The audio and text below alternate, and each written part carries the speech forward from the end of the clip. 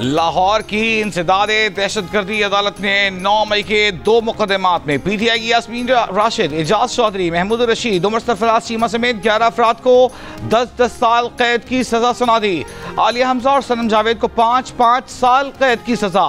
PTI के नायब सदर शाह महमूद कुरैशी को दोनों मुकदमात से भी बरी कर दिया गया। दीगर 12 मुल्ज़िमान को भी बरी करने का हुक्म। इंसदादे दहशतगर्दी अदालत के जज ने कोट लखपत जेल में केसेस का फैसला सुनाया। वज़ीर आज़म शहबाज शरीफ, नून लीग के सदर नवाज शरीफ और वज़ीर आला पंजाब मरीम नवाज की मरी में मुलाकात। ज़िमनी इंतखाबात में टिकटों की तकसीम से मुताल्लिक़ मुशावरत। कौमी असम्बली के 7 हल्कों, पंजाब असम्बली की 5 और सेनेट की 2 नशस्तों पर ज़िमनी इंतखाब होना है।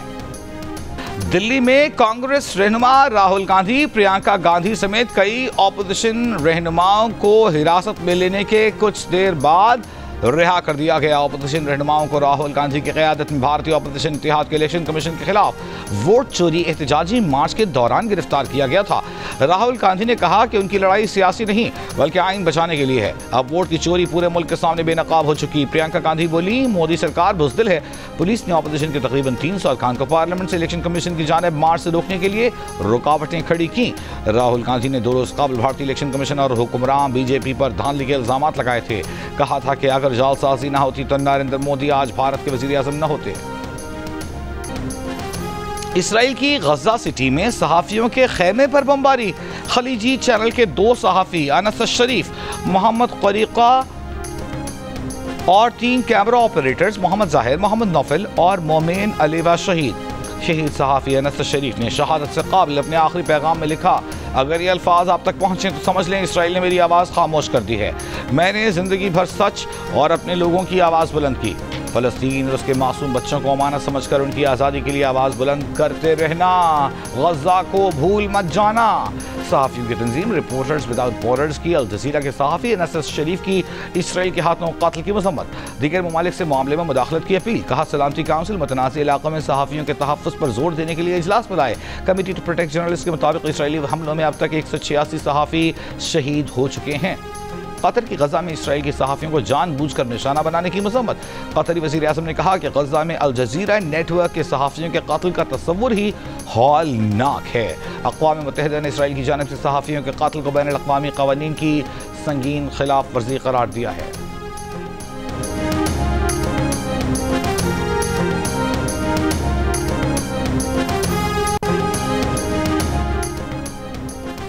कराची में डंपर की टक्कर से जाँ बहक। बहन भाई के लिए मुआवजे का ऐलान न करने पर सिंध असम्बली में अपोजिशन और हुकूमती अरकान में गर्मा गर्म बहस। MKM के ताहा अहमद खान ने कहा, सीनियर वजीर शर्जील मेमन उन्हीं डंपर ड्राइवर से मुज़ाकरात करके मुआवजे का उन्होंने ऐलान किया, जबकि डंपरों से कत्ल होने वालों की जानों का कोई इजाला नहीं। सीनियर वजीर शर्जील मेमन ने कहा कि जिन लोगों ने 7 डंपर्स जलाए उनके खिलाफ कार्रवाई किसी की धमकी और धौंस की वजह से नहीं रोकेंगे। अगर कोई बदमाशी करेगा तो बदमाशी से निपटेंगे। कराची की अदालत ने बहन भाई को कुचलने वाले डंपर ड्राइवर का 2 दिन का जिस्मानी रिमांड दे दिया।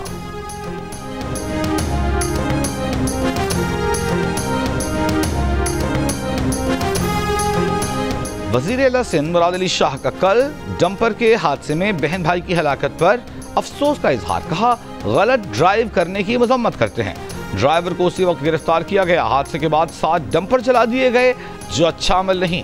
बेअमनी फैलाने वालों के खिलाफ कार्रवाई की जाएगी। यकीन दहानी कराई गई है कि ड्राइवर्स लाइसेंस याफ्ता होंगे। अगर ऐसा नहीं करेंगे तो 15 दिन में उनके खिलाफ कार्रवाई होगी। कोशिश है कि सिंध और वफाक के ताल्लुकात हमेशा बेहतर रहें। कुछ पेचीदगियाँ हैं जिन्हें हल करना है।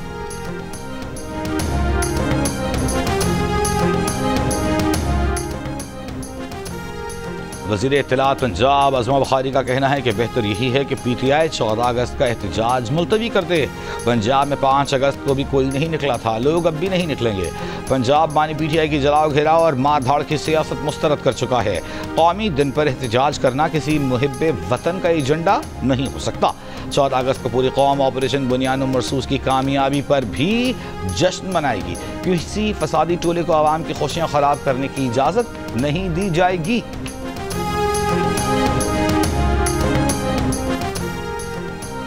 नैब ने बानी पीटीआई के घर की नीलामी की खबरों को बेबुनियाद करार दे दिया। नैब ज़राए के मुताबिक बानी पीटीआई की जायदादों की नीलामी नहीं की जा रही और 190 बिलियन पाउंड केस में फैसले में जायदादों की नीलामी के कोई अहकामात मौजूद नहीं। नीलामी के अहकामात इश्तिहारी मुल्ज़िमान की हद तक हैं। गिलगित बल्तिस्तान के देनवर नाले में मिट्टी का तोदा गिरने से 7 अफराद जाँ बहक, 5 से ज़ायद अफराद जख्मी। जाँ बहक अफराद की नमाज जनाजा अदा कर दी गई। पुलिस के मुताबिक गुज़िश्ता रोज़ देनवर नाले में मिट्टी का तोदा उस वक्त गिरा जब मुकामी रज़ाकार सैलाब से मुतासरा वाटर चैनल की बहाली का काम कर रहे थे। हुंजा में शीश पर ग्लेशियर से पानी का बहाव कम हो गया। शाहराह कराकोरम भी आज बंद। छोटी गाड़ियों को शाहराह नगर से गुजारा जा रहा है। गुज़िश्ता रोज़ शीश पर नाले में सैलाबी रेले से ज़रई ज़मीनें मुतासिर और दरख्त बह गए थे। शाहराह कराकोरम के एक हिस्से को नुकसान भी पहुंचा था। वज़ीर आज़म शहबाज शरीफ का तुर्की के सूबे बालिकिसर में 6.1 शिद्दत के ज़लज़ले से तबाही पर तुर्क सदर रजब तैयब एर्दोगान से इज़हार अफसोस। कहा, पाकिस्तान तुर्की की इस मुश्किल घड़ी में हर किस्म की मदद के लिए तैयार है। ज़लज़ले पर दिल रंजीदा है। हमारे सूबे और हमारी हमदर्दियाँ मुतासिरीन के साथ हैं। तुर्की के सूबे में ज़लज़ले से मुतासर इलाकों में इमदादी कार्रवाइयाँ जारी। गुज़िश्ता रात आने वाली ज़लज़ले से एक शख्स हलाक, 29 ज़ख्मी हुए थे। ज़लज़ले से 16 इमारतें गिर गई थीं। कराची के इलाके लियारी बखरा पीढ़ी में मोटरसाइकिल सवार मुल्ज़िमान ने डॉक्टर को फायरिंग करके कत्ल कर दिया। पुलिस के मुताबिक मकतूल की शनाख्त डॉक्टर लाल के नाम से हुई। उन्हें बखरा पीढ़ी से लियारी एक्सप्रेस वे की तरफ आते हुए निशाना बनाया गया। और वेस्ट इंडीज ने पाकिस्तान को दूसरे वनडे में 5 विकेटों से हराकर 3 मैचेस की सीरीज 1-1 से बराबर कर दी। बारिश से मुतासर मैच में पाकिस्तान ने 37 ओवर्स में 7 विकेटों पर 171 रन बनाए। होम टीम ने 181 रन का हदफ 10 गेंदों पहले हासिल कर लिया। पाकिस्तान और वेस्ट इंडीज के दरमियान आखिरी मैच कल खेला जाएगा।